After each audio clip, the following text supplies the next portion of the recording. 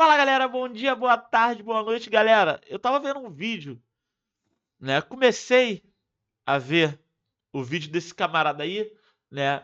E me amarrei no canal dele, me inscrevi, né? Meu querido, Deus te abençoe. Eu acho que é Ed o nome dele. Canal Aperte Start, cara, o cara faz vídeos maravilhosos. E ele fez um vídeo, né? Contando a biografia do PS3, um vídeo curto, mas que traz muita informação bacana, né? Galera, eu não tive um PS3, mas eu jogava muito na casa dos meus amigos, muitos deles tinham. E, né, um amigo em específico passou por uma situação, não sei se ele fala, né, que eu não assisti o vídeo todo, eu assisti acho que 8 minutos do vídeo, e eu falei, vou fazer um vídeo reagindo a ele, pra gente poder debater algumas coisas. Eu não sei se ele fala de uma situação que aconteceu com a Sony na época, né, o PS3, na geração ele é o que tinha o melhor processador, o famoso Cell. Só que era um processador novo, complexo e muito difícil de programar para ele. Eu não lembro. Eu não, não sei se muita gente vai lembrar, principalmente quem teve o PS3 na época vai lembrar disso. Mas eu não sei se ele vai falar disso nesse vídeo. O vídeo tá parecendo estar bem completo, bem detalhado, então eu acredito que ele vai falar. Que foi quando hackearam a PSN, logo no comecinho dela. A PSN estava engatinhando. Ela ficou fora do ar quase um mês. E assim, muita gente perdeu conta, vazaram dados de muitas pessoas. E esse meu amigo, por exemplo, ele perdeu jogos, ele perdeu a conta. Ele perdeu quase 5 mil em jogos. Ele entrou com um processo na Sony e ganhou. E, cara, foi muito bizarro isso. Mas vamos dar uma olhadinha. Canal Aperte Start. Se inscreve lá no canal do cara que é maneiro o canal do cara. Vamos lá. Dá uma olhadinha aqui. Logo após o lançamento do PlayStation 3, a Sony ficou em uma posição extremamente desconfortável. Pela primeira vez desde que entrou no mercado de consoles domésticos, a massa dos jogadores e desenvolvedores estavam rejeitando seu console novinho em folha. Para sobreviver em um mercado que não perdoa erros, alguma coisa teria que mudar. E spoiler, mudou tudo, inclusive o próprio PlayStation 3. E como foi que a Sony e o PlayStation 3 viraram o jogo? É o assunto do vídeo de hoje e vai essa virada ser foi agora, logo no finalzinho da geração. E aí, topzeiros, tudo bem com vocês? Eu espero que sim, eu sou o Ed e sejam bem-vindos a mais um topzero. vídeo. Se você caiu por aqui de um lançamento desastroso, você caiu no Aperte Start, onde videogame é uma das melhores coisas da vida. Então tamo junto concordo. E vambora. Esse carinha na tela agora se chama Gabe Newell. Pra quem não conhece, Gabe Newell é um dos donos da Valve, que é a dona de uma lojinha de jogos digitais chamada Steam. Gabe Newell não é pouca coisa. Gabe Newell, cara que poderia ter mexido os pauzinhos para que Half-Life 3 fosse lançado. Se eu encontrasse com esse cara, eu iria perguntar, vem cá, por que os jogos da Valve só sabem contar até 2 e nunca continuam as suas histórias? Mas vamos lá. É assim com Portal, é assim com Half-Life, é doideira. E eu sei que você está se perguntando o que é que ele tem a ver com o PlayStation 3. Em uma entrevista à Game Informer em 2007, Gabe Newell disse que o PlayStation 3 era um desastre em todos os níveis e que a Sony estava completamente desconectada da realidade dos consumidores e dos desenvolvedores ao tentar empurrar goela abaixo uma arquitetura tão complexa, e disse mais. Disse que a Sony deveria cancelar, jogar tudo fora e começar do zero. Palavras duras de um desenvolvedor muito respeitado no mercado de videogames, o que representava o sentimento geral do mundo quanto ao PlayStation 3 naquele momento. Gabe Newell nessa entrevista estava falando do Cell, o processador que é o coração do PlayStation 3, que, sejamos sinceros, complicou demais a vida de todo mundo. O Cell é fruto da cabeça de Ken Kutaragi, que por muito tempo foi o cara dentro da Sony. Ele foi o gênio criativo criativo visionário que ajudou a transformar a empresa de eletrônicos em uma das maiores forças da indústria dos videogames. Sem ele, toda a linha PlayStation não existiria simples assim. Depois do Play 1 e do Play 2, ele estava tão cheio de moral que quando propôs que o próximo console fosse um supercomputador para usos diversos e não apenas um videogame, todo mundo abraçou a ideia. Quando chegou ao mercado em 2006, o que a Sony apresentou foi um projeto tão caro que o modelo mais barato custava $500. E era tão complexo para programar que os desenvolvedores não se interessavam por ele, ou pelo menos não gastavam muita energia para desenvolver jogos para ele, porque o console não vendia. Do outro lado do muro, o modelo mais simples do Xbox 360, que já estava há um ano no mercado, custava $200 a menos e os jogos chegavam com mais frequência e com mais qualidade técnica. Tudo isso se ele não queimasse antes, né? Por causa das 3 RL, né? Ele tem um vídeo, inclusive, sobre ele chama de Anel Vermelho da Morte, né? Xbox 360, no início, ele vinha com um problema que puta que pariu, meu irmão. Muita gente que teve Xbox queimado em 2 semanas de comprado. Isso fez o videogame da Microsoft cair no gosto do povo, e pela primeira vez, a empresa do Bill Gates conquistava o primeiro lugar na preferência dos jogadores. Era fato que o Xbox 360 era um console extremamente popular. E a bem verdade é que a Sony não se ajudou. A combinação de preço caro e poucos jogos criou a percepção que o produto do concorrente era muito mais negócio. Enquanto o console da Microsoft voava das prateleiras na velocidade da luz, o PlayStation 3 era rejeitado, inclusive pelos próprios fãs da marca PlayStation. A situação da Sony ficou tão caótica que eu não duvido que muitos executivos estivessem perdendo os cabelos. Rumores dizem que o Ken Kutaragi já estava planejando se aposentar fazia um tempo. E também diziam que ele foi convidado a se retirar do cargo que ocupava por conta dos maus resultados iniciais do PlayStation 3. Qualquer que tenha sido o real motivo, Ken Kutaragi foi substituído por Kaz Hirai como presidente da Sony Entertainment, enquanto seu trono ainda estava aquecido pelo seu traseiro oriental. Kaz Hirai chegou para segurar uma batata quente, que estava gerando um prejuízo monstruoso, tanto financeiro quanto de credibilidade. Porque a Sony insistia em apresentar o PS3 como o console mais poderoso, mas os jogos pareciam rodar muito melhor no console do concorrente, que era muito mais barato. O PlayStation 3 era absurdamente caro para o consumidor, mas também era muito caro para a própria Sony produzir. Ken Kutaragi imaginava que o custo alto do céu fosse diluído em toda a linha de produtos da Sony, mas isso simplesmente nunca aconteceu. Cara, é tão complexa que muitos dos jogos que saíram para PS3 não foram portados para o PS4. Eles são jogados via streaming, via emulação. Lá fora você tem a PS Plus Premium, né, que dá essa possibilidade. Que estão dizendo há um tempo que ela vai chegar aqui no Brasil, até agora nada. Um dos exemplos disso é o God of War Ascension. Em 2007, uma empresa chamada iSupply dissecou o preço de cada componente dentro de um PlayStation 3 e chegou à conclusão que para a Sony esse mesmo PS3 custava mais de $800 para ser fabricado.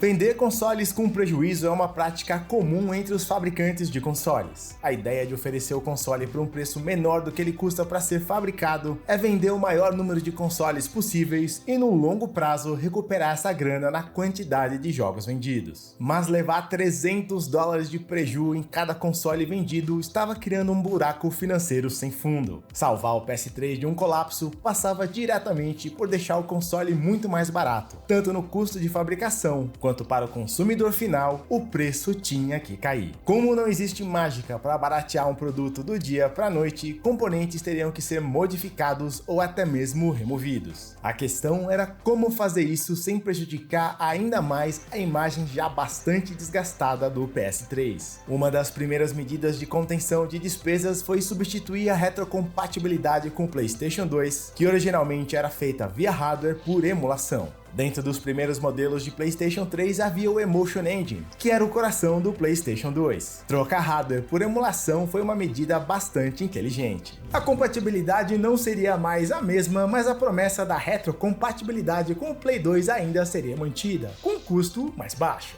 A Sony começou apenas com 2 modelos de PlayStation 3, mas a constante necessidade de reduzir custos gerou muitas revisões de modelos novos e outros modelos foram descontinuados. São tantas variações que nem vale a pena entrar em detalhes de cada uma, a não ser pelo fato que eventualmente a retrocompatibilidade com o Play 2 foi completamente removida, uma decisão no mínimo estranha. Porque pensa comigo, por que a Sony fez isso? Porque ela abriria a mão de um legado gigantesco de games do maior sucesso da sua história. Afinal, o PS3 precisava de jogos como um vira-lata caramelo precisa de uma moto. Videogame não sobrevive sem jogos. Remover a retrocompatibilidade com o Play 2. Tá, Ou será que fazia? Se um jogador estava jogando usando um disquinho velho de Play 2 no PlayStation 3, ele não estava gerando lucro algum para a Sony. O que a Sony queria era que esse jogador estivesse jogando games de PS3 novinhos.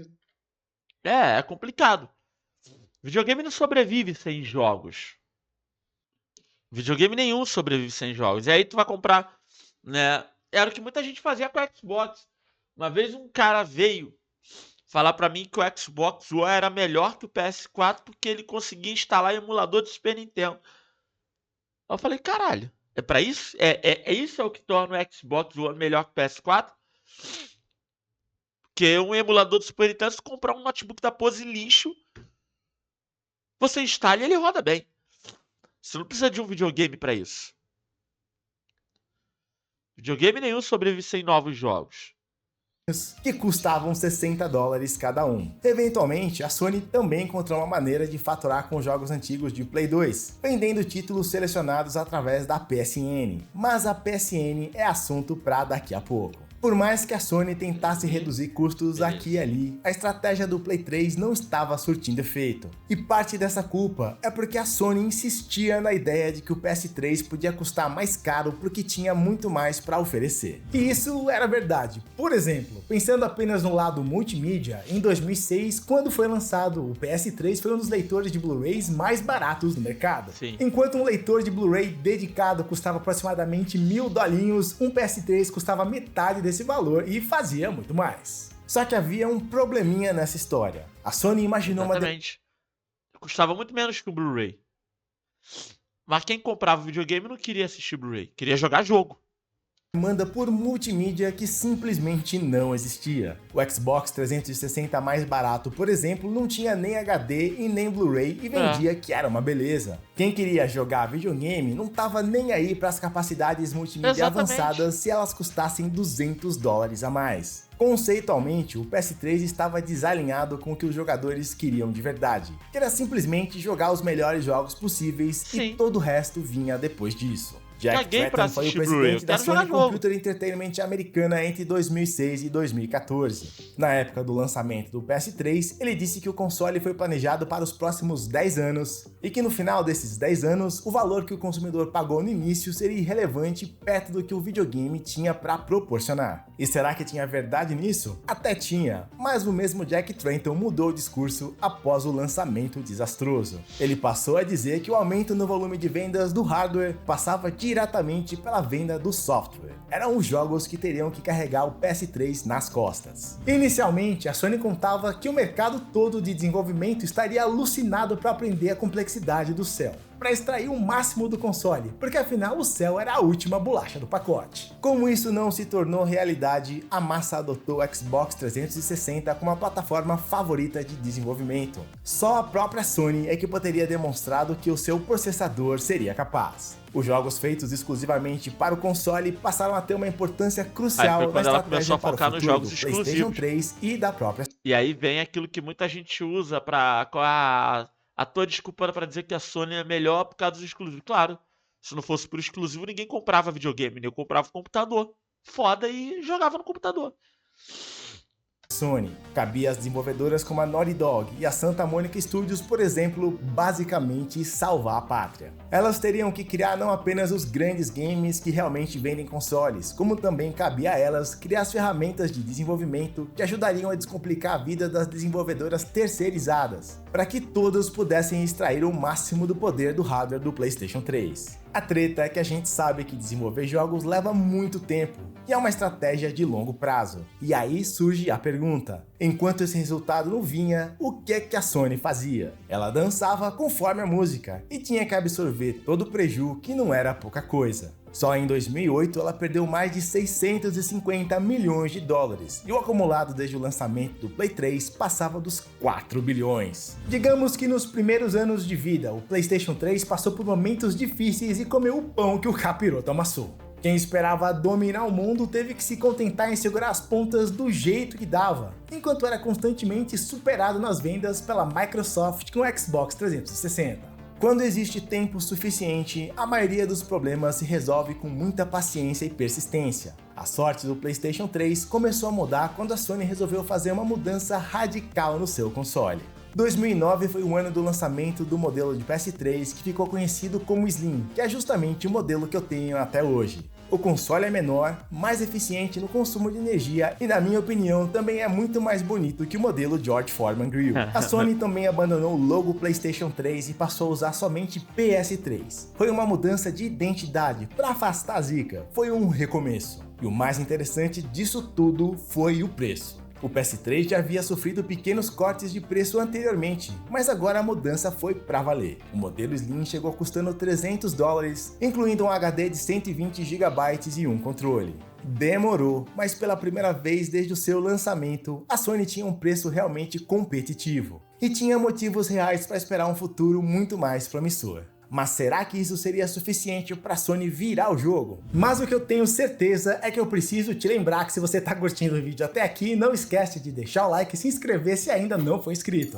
Não deixe para depois, senão você acaba esquecendo. Faz isso agora porque é assim que você fortalece o canal. Em 2009, os desenvolvedores já estavam se sentindo muito mais à vontade com o processador Cell alienígena da Sony, e as ferramentas de desenvolvimento também já estavam bem melhores e muito mais avançadas. Os jogos feitos especialmente para o PS3 já começavam a mostrar qualidade acima da média, e games como Uncharted 2, Metal Gear 4, Little Big Planet, Resistance 2, Demon's Souls e até o Killzone 2, que havia sido demonstrado em 2005 pela primeira vez, finalmente deu as caras. A melhora não parou apenas nos exclusivos, os jogos multiplataforma também já estavam ficando mais equiparados na qualidade técnica, sinal de que os mistérios do céu já estavam deixando de ser mistérios. A Sony estava começando a colher os resultados da sua estratégia agressiva de jogos exclusivos. Em setembro de 2009, pela primeira vez, o PS3 virou um mês vendendo mais que o Xbox 360. Uma pequena vitória depois de meses levando surra atrás de surra. Um marco que mandou um recado importante para quem ainda duvidava. O PS3 não estava morto e ainda tinha muita lenha para queimar. Agora, o que será que estava acontecendo com os concorrentes enquanto a Sony tentava reconstruir a imagem do PlayStation 3? Havia um outro console no mercado que não era exatamente um concorrente direto para a Sony ou a Microsoft, chamado Nintendo Wii. O Wii vendia uma quantidade absurda de consoles e naquele momento entre 2009 e 2010 vendia mais que o PlayStation 3 e o Xbox 360 juntos. Esse feito só foi possível porque a Nintendo estava explorando o tal mercado dos jogadores casuais, que é aquela galera que não respira o mundo dos videogames, mas joga videogame de vez em quando sem compromisso. A gente sabe que o Wii porque a Nintendo já estava começando a se tornar famosa pelo console que o netinho gosta de jogar com o avô, né? Jogos menos sombrios, Zelda, Pokémon, Mario, Kirby, Metroid, mas tu não via um Resident Evil ou coisa do tipo.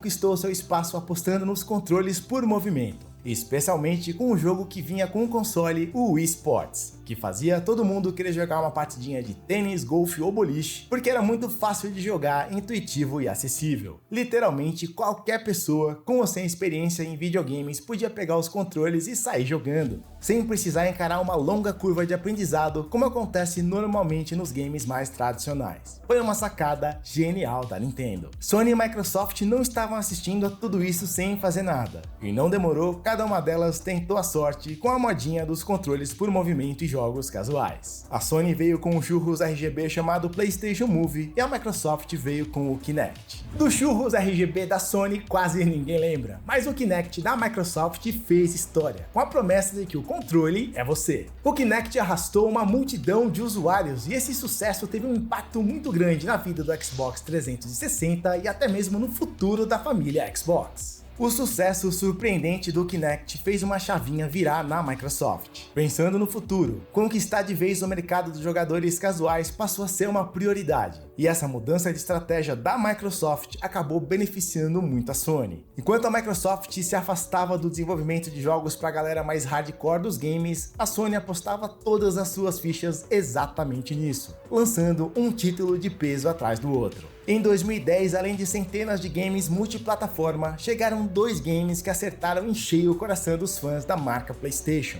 Os super aguardados God of War 3 e Gran Turismo 5. A Sony conseguiu construir um momento super positivo e o trem do hype estava ao seu lado novamente. Lembra do Gabe Newell, que no começo do vídeo estava descendo a lenha na arquitetura complexa do PlayStation 3? Então, ele subiu no palco da Sony, na E3 daquele ano, para dizer que o seu game Portal 2 no PlayStation 3 era a melhor versão possível do jogo. E ainda agradeceu muito a Sony pelo seu suporte. E meus amigos, as coisas mudam. Mas quando tudo parecia estar indo cada vez melhor para a Sony, aconteceu um desastre de proporções épicas. A rede online da Sony, a PSN, que já havia passado por inúmeros updates e melhorias desde o seu lançamento, foi totalmente hackeada. Cara, isso aí foi muito surreal. Isso aí foi muito surreal, foi surreal demais. Cara, a PSN, ela ficou acho que 1 mês fora do ar. Cara, isso deu uma merda colossal, deu muito processo pra Sony. E se eu não me engano, cara, isso deu caso de Polícia Federal, do FBI, investigando a Sony. Que foi um ataque hacker pesado. Foi um hackzinho qualquer. A PSN ficou fora do ar por mais de 20 dias, dados de milhões de usuários foram expostos, processos na justiça, um desastre completo. Quem sabe esse assunto merece um vídeo um dia, mas o importante é que você saiba que a crise com a PSN poderia ter destruído o bom momento da Sony. Mas incrivelmente isso não aconteceu. E não aconteceu porque diante de uma das maiores crises da sua história, a Sony teve postura. A crise foi tão cabeluda que a Sony precisou se explicar até para o Congresso americano. E a postura dela foi pedir desculpas pelo ocorrido, prometer trabalhar para que a falha gravíssima de segurança não se repetisse e, para completar, distribuiu uma seleção de games para todos os usuários da PSN. 2011 também foi o ano de Uncharted 3, Killzone 3, Resistance 3, Infamous 2 e muitos outros jogos tecnicamente impressionantes. Nesse ano, o Xbox 360 ainda foi o console mais vendido, mas a diferença que chegou de ser de 2 para 1 consoles ou mais a seu favor caiu absurdamente. O Xbox 360 fechou o ano com 15 milhões de unidades vendidas e o PlayStation 3 com 14 milhões. A virada de verdade aconteceu quase no final da festa, 7 anos depois do lançamento do PlayStation 3 com um dos jogos mais impressionantes do console, que eu tenho certeza que você já sabe qual é, a jornada épica de The Last of Us. Um game que tecnicamente levou o PS3 ao limite. Simplesmente uma obra-prima em forma de videogame, o jogo mais incrível que eu já joguei em toda a minha vida. E que deixou muita gente de queixo caído. Foi como se finalmente o tal poder do céu tivesse saído do potencial para a realidade. 2013 ainda teve outros exclusivos como Beyond Two Souls e Gran Turismo 6, mas The Last of Us foi a última superprodução da Sony pro Play 3 e foi uma despedida com chave de ouro. Eu morro de vontade de fazer um vídeo sobre esse game que, com toda sinceridade, marcou demais a minha vida de jogador de videogame. Enquanto curtia as glórias de The Last of Us, a Sony já estava planejando o seu próximo console, dessa vez liderado por Mark Cerny, e claro, bem longe do céu por mais azul que ele estivesse naquele momento. Mas a história do PlayStation 4 é assunto para outro vídeo, para outro dia. Depois de um começo todo errado, depois da luz amarela da morte, que matava consoles de forma semelhante ao anel vermelho da morte do Xbox 360, depois de sobreviver ao hackeamento histórico da PSN, o PS3 terminou a 7ª geração no auge, com cerca de 80 milhões de consoles vendidos e 2.500 games na sua biblioteca. E no finalzinho da sua vida, o PlayStation 3 estava entregando uma qualidade absurda nos jogos. O que faz a gente pensar, se o PS3 tivesse começado do jeito certo, Com o preço bacana e focado nos games, o que você acha que teria acontecido? Será que a história teria sido outra? Será que o console da Microsoft teria dado tanto trabalho? Me conta aí nos comentários. Quero agradecer e dar as boas-vindas aos apoiadores que chegaram ou renovaram durante a última semana. Adriano Teles, Alexandre Lucas, Allen Walker, André Ferraz, Billy Channel, Bruno. Beleza. Aqui ele vai fazer o merchan dele, que tá certo, tem que fazer mesmo. E assim, cara, eu gostei muito desse vídeo. Um vídeo curto, menos de 20 minutos, é um vídeo curto.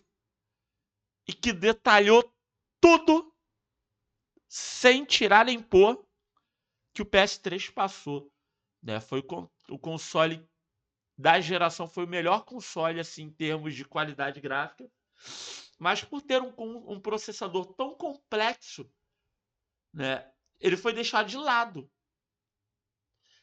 Mas não tem problema, essa aí logo depois o PS4 veio e retomou o controle, largou-lhe o aço no Xbox logo de cara.